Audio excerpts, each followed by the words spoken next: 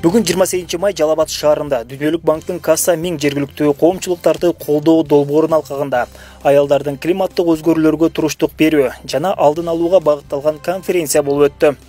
Конференцияга облус аймагынан ар түрдүү багытта эмгектенген лидер айымдар катышты. Алар аймактарда болуп жаткан климаттык өзгөрүүлөрдүн алдын алуу жөнүндө баарлашты. Долбоордун уюштуруучулары аялдар климаттык өзгөрүүлөрдүн көп жабыркай турганын айтышат. Эмне үчүн климаттын өзгөрүүсүнө ошо аялдардын баягы ролу деп чакырдык. Анткени көбүнчө учурда аялдар көп жабыркайт. Маселен алсак, тоо этектеринде жашаган үй чарбалары кар көчкү жүрсө, сел жүрсө, аялдары мисалы үчүн продуктысы жок калып калышы мүмкүн, тамак ашына, коопсуздугуна аял жооп берет. Үй бүлөсүн курсагын тойгузуу аялдардын милдети болот.